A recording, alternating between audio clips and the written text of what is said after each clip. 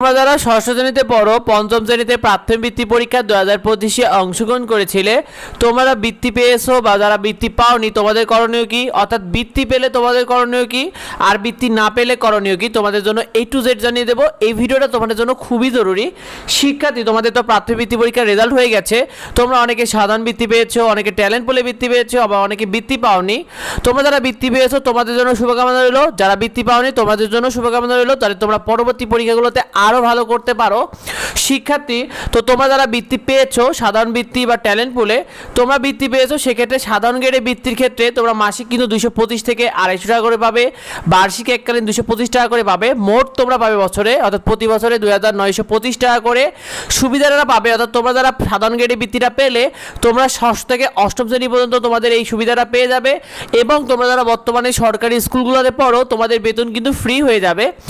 আর তোমাদেরকে জানিয়ে দিই, তোমরা যারা ট্যালেন্ট পুলে অর্থাৎ ট্যালেন্ট পুলে বৃত্তি পেয়েছো, এক্ষেত্রে তোমরা মাসিক 300 থেকে 350 টাকা করে পাবে, বার্ষিক এককালীন 225 টাকা পাবে, মোট তোমরা প্রতি বছরে 3825 টাকা পাবে, এবং সুবিধাটা পাবে তোমরা ষষ্ঠ শ্রেণী, সপ্তম শ্রেণী এবং অষ্টম শ্রেণী অর্থাৎ 3টা ক্লাসে তোমরা কিন্তু এই সুবিধাটা পাচ্ছ।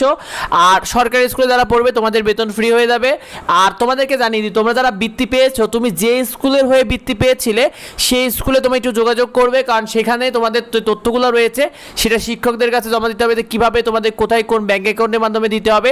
আর এটা নিয়ে এখন অবধি আপডেট জানাইনি, আপডেট জানা মাত্র আমি তোমাদেরকে সেটাও জানিয়ে দেবো। সেগুলো পেতে অবশ্যই আমাদের এবং ইউটিউব চ্যানেলের সাথে যুক্ত হয়ে থাকো, আর ফেসবুক পেজকে ফলো দিয়ে রেখো। শিক্ষার্থী, তোমরা যারা বৃত্তি পাওনি, অর্থাৎ তোমরা অনেকে যারা বৃত্তি পাওনি, সেক্ষেত্রে হতাশ হওয়ার কিছু নেই, তোমাদের জন্য শুভকামনা রইল। তোমাদেরকে জানিয়ে দিই, বৃত্তি একটা কিন্তু আর্থিক সুবিধা, এটা কোনো সার্টিফিকেট পাবে না, এমন হবে না যে তোমার সার্টিফিকেট এটা পরবর্তীতে কোনো কাজে লাগবে, এটা জাস্ট তোমাদের একটা আর্থিক সুবিধা। এরপরও বলে দিই, তোমাদের যাতে মনে হচ্ছে যে তোমাদের রেজাল্টে ভুল হয়েছে বা কোনো সাবজেক্টে মনে হচ্ছে যে তুমি কম নাম্বার পেয়েছো, এরকম মনে হচ্ছে যে তুমি কম পাওয়ার কারণে বা কোনো কারণে খাতায় ভুল হওয়ার কারণে তোমার বৃত্তি পাওয়ার কথা ছিল বাট বৃত্তি পাওনি, সেক্ষেত্রে তোমার করণীয় কি, তোমাদের জন্য খাতা পুনর্নিরীক্ষণ করতে পারবে।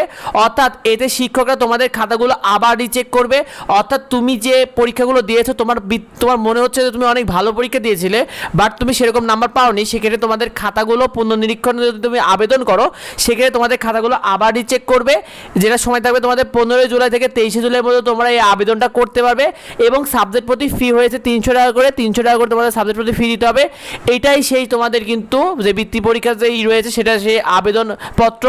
এটা তোমাদের শিক্ষা অফিসে তোমরা যোগাযোগ করতে পারো তোমাদের জেলাতে, অথবা তোমাদের স্কুলে যোগাযোগ করলে তারাও কিন্তু এটা সুবিধা তোমাকে জানিয়ে দেবে যে কীভাবে এটা নিতে হবে, এই আবেদনপত্রটা সেটা তোমাদেরকে জমা দিতে হবে। তো তোমাদের জন্য শুভকামনা রইলো। এই বিষয়টা তোমার বন্ধুদের মধ্যে শেয়ার করে দাও যাতে অন্যরা জানতে পারে। আর যদি জানা থেকে অবশ্যই কমেন্ট করো। তুমি নিয়মিত আপডেটগুলো আমাদের এডুবাংলা ইউটিউব চ্যানেল এবং এডুবাংলা ফেসবুক পেজে পেয়ে যাবে, সেগুলো পেতে অবশ্যই যুক্ত হয়ে যাও। দেখার পরবর্তী ভিডিওতে। ধন্যবাদ সবাইকে।